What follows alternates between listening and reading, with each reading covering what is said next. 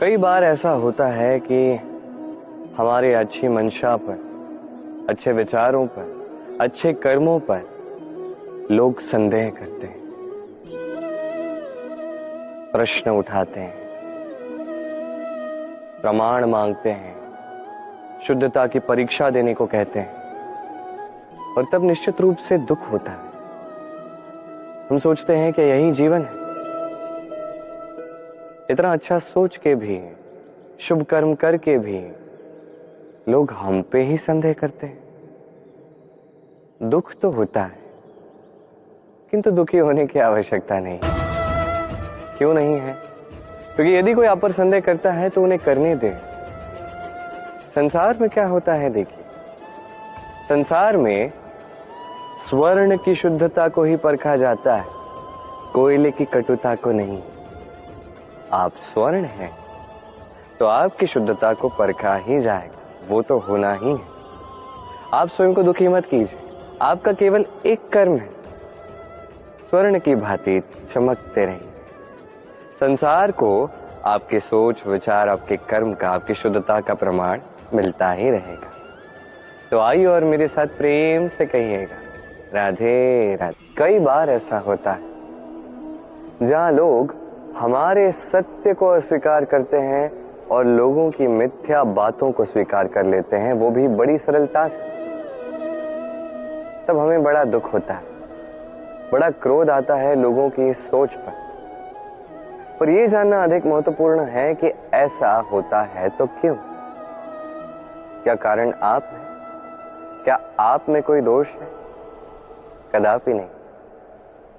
कारण यह है कि सत्य, इस सत्य का मूल्य कहीं अधिक है। इतना अधिक है कि कई बार बड़े से बड़ा धनी भी इसका मूल्य चुका नहीं सकता।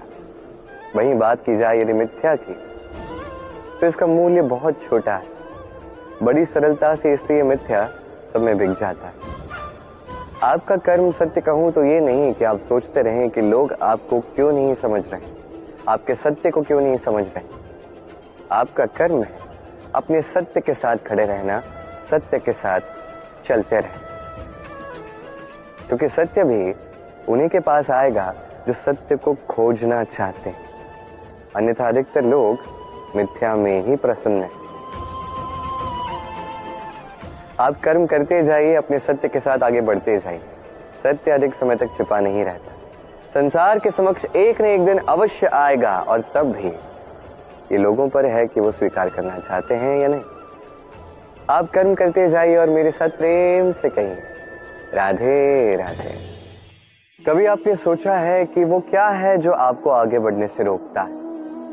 जैसे कि आप मार्ग से चल रहे हैं, पांव में मोच आपको आगे बढ़ने से रोकती है, वैसे ही जीवन में छोटी सोच आपको आगे बढ़ने से रोकती। देखिए, यदि एक चाक है जो टूटी हुई है, वो आपको मिट्टी के पात्र नहीं बनने देते। उसी प्रकार किसी से ईर्ष्या करना आपको महान नहीं बनने देता। मैं ऊंचा हूं और वो नीचा है, ये विचार कभी आपको ऊंचे उठने नहीं देता। मन से सारे विकार, ईर्ष्या, मोह, लोभ, लालच सब निकाल फेंकिए। इस सोच को बड़ा कीजिए, सकारात्मकता लाई और पूर्ण समर्पण से कर्म करते जाइए। महानता और सफलता दोनों आपके कदम चूमेंगे। तो आइए और मेरे साथ प्रेम से कहिएगा, राधे राधे।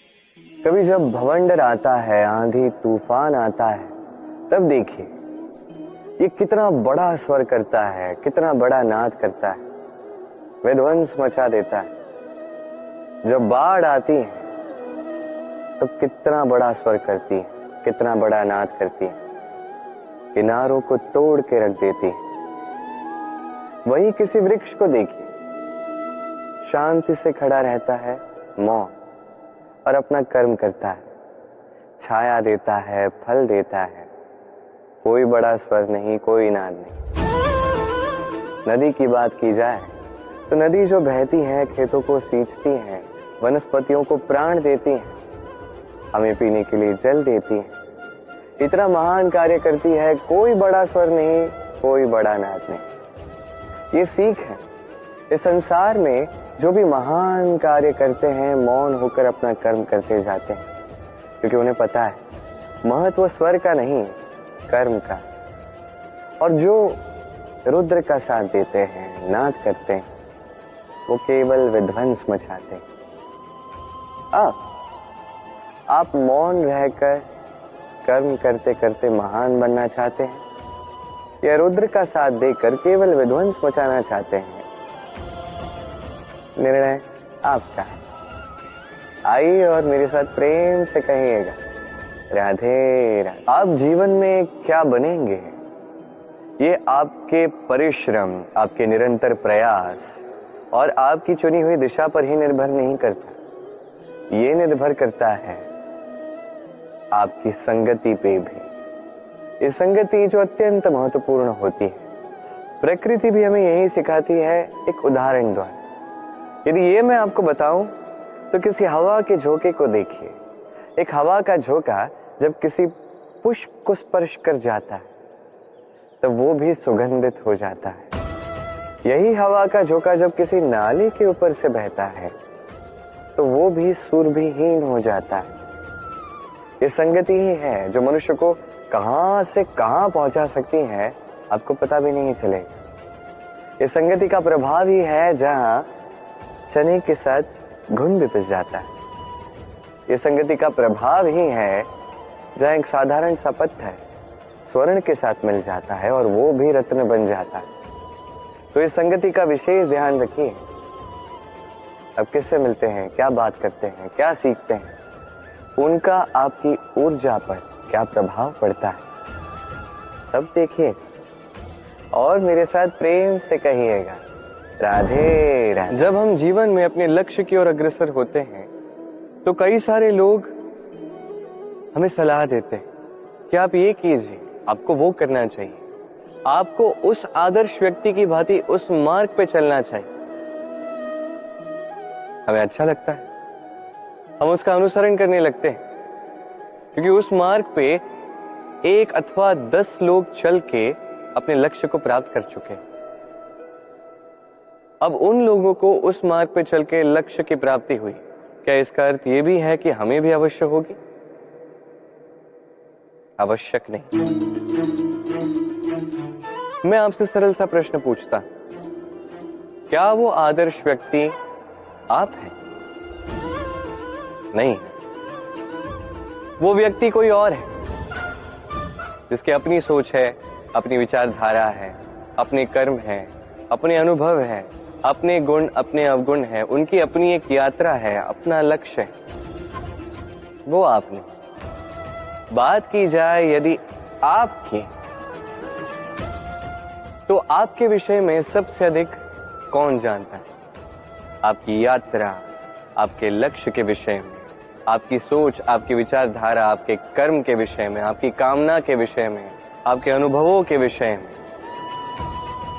इन सब के विषय में सबसे अधिक यदि कोई जानता है तो वो है स्वयं आप। तो अपने जीवन में किस मार्ग को चुनना है और कैसे आगे बढ़ना है, ये चयन भी श्रेष्ठ होगा यदि आप ही के हाथ में हो। आप अपने जीवन का आकलन कीजिए, समझिए और अपने लक्ष्य को जाकर प्राप्त कर लीजिए। कुछ इस प्रकार उदाहरण इस संसार के समक्ष प्रस्तुत कीजिए कि भीड़ आपके मार्ग पर चलने के लिए आतुर हो जाए। आइए और मेरे साथ प्रेम से कहिएगा, राधे राधे। संकट, समस्याएं, कठिनाइयां, ये तो हर एक के जीवन में आते हैं। अधिकतर बार ऐसा होता है कि मनुष्य के जीवन में जब कोई संकट आता है तो वो वहीं भयभीत हो जाता है, चिंतित हो जाता है, निराश हो जाता है।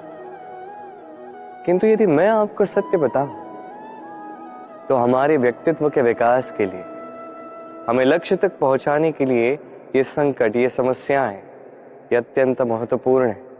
और इसका उदाहरण मैं नहीं, अपितु प्रकृति स्वयं देगी। अब स्वयं कभी धरती माता को देख लीजिए। धरती माता सूर्य का ताप सहती है। क्यों?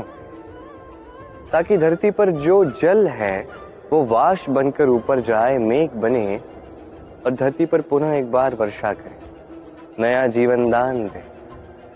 वही बात कीजिए पतझड़ की तो वृक्ष को देखिए। पतझड़ की इस ऋतु में सारे पत्ते झड़ जाते हैं। तत्पश्चात उस वृक्ष पे होता है नवनिर्माण, नए पत्ते आते हैं, वो वृक्ष पुनः खिल उठता है, लहलहा उठता है।